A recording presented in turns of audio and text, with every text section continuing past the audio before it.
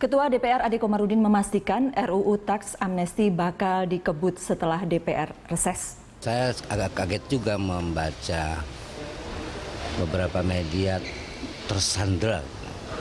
Ada yang tersandra.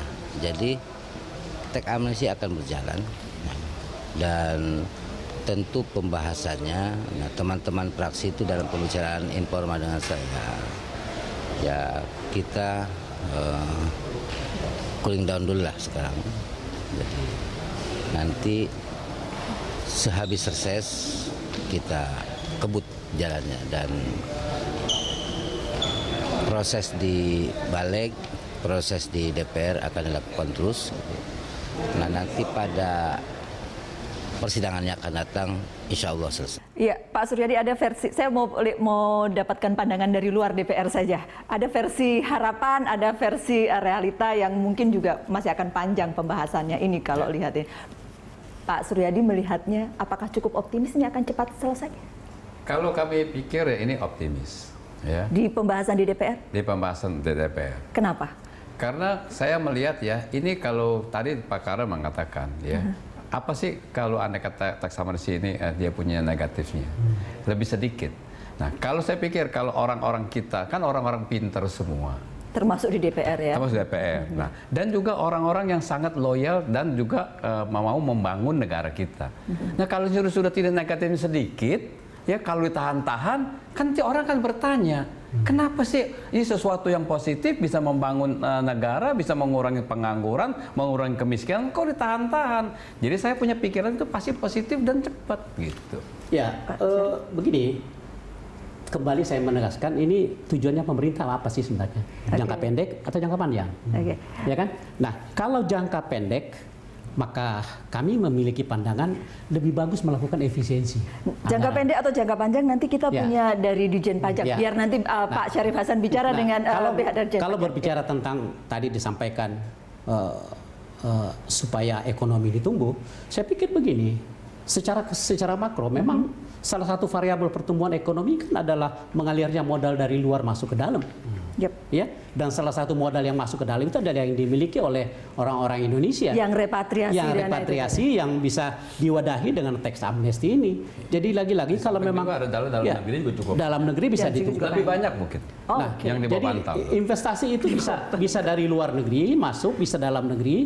Dan kalau investasi itu tumbuh, dapat diperkirakan bahwa salah satu parameter pertumbuhan ekonomi itu juga akan bisa tumbuh. Nah, ini pola pemikiran ini apakah jangka pandang atau jangka pendek? Nah, kalau jangka panjang, saya pikir itu harus bisa dua-duanya. Bukan bisa dua-duanya dan biasanya dua-duanya. Mana ada satu rencana panjang doang, pendeknya dapat, panjangnya juga dapat. Tapi panjang itu lebih besar daripada pendeknya. Iya, kalau mau bicara ini Gerindra yang sudah pasti menolak, Demokrat sih belum menyebutkan apa-apa ya. Tunggu jangka pendek apa jangka panjang? Kalau jangka panjang oke katanya. No, saya lebih lihat konteksnya. Saya rasa konteksnya sekarang ini adalah kalau kita lihat nih, jelas di atas kertas, bukan di atas kertas, dari mata kita bisa lihat ada sejumlah proyek infrastruktur yang dibuat. Kan untuk selanjutnya kan ini pasti butuh uang dan itu tidak boleh tersendat, kira-kira begitu. Ini sebuah momentum. Kalau momentum ini dilihat oleh para wakil rakyat sebagai momentum untuk membuat gerakan pembangunan ini lebih cepat, ini saat yang bagus. Timingnya tepat. Timingnya ini soal momentum. You lose it or win it. Itu saat ini sekarang.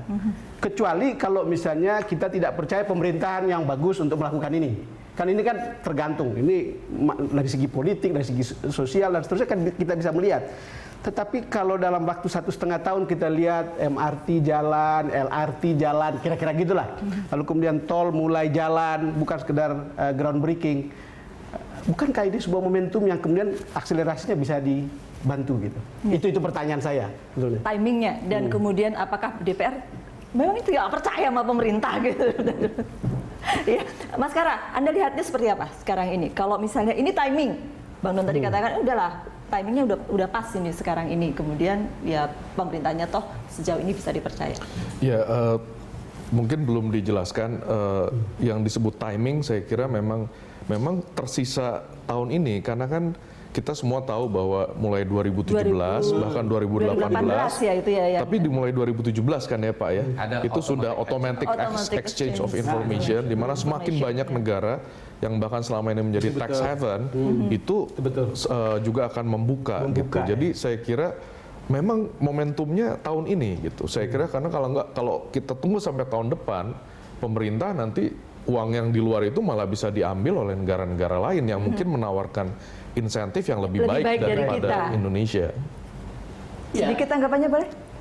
Begini, bagaimanapun juga ini kan yang memiliki uang di luar ini kan menilai bagaimana sebenarnya pertumbuhan ekonomi global. Ya, mereka juga bisa menilai pertumbuhan ekonomi Indonesia ini bagaimana nih. Ya, Paling tidak ini momentum juga untuk kita mendapatkan dana dari. Exactly, setuju, setuju. Tetapi menurut saya, ya lagi-lagi, kalau ini kita sifatnya jangka panjang, menurut hemat kami itu mungkin bisa dapat kita setujui, ya kan? Karena sebenarnya amnesty tax ini kan sebenarnya adalah bagaimana membenahi agar masyarakat itu paham tentang pentingnya tax.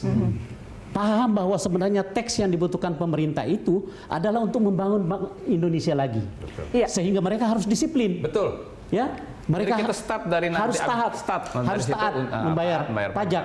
Itu sebenarnya Apakah prasyaratnya menurut pengusaha sekarang ini sudah cukup buat kita untuk melakukan tax amnesty dan kemudian memperbaiki sistem perpajakan kita selanjutnya? Saya rasa ini saat yang paling tepat. Oke.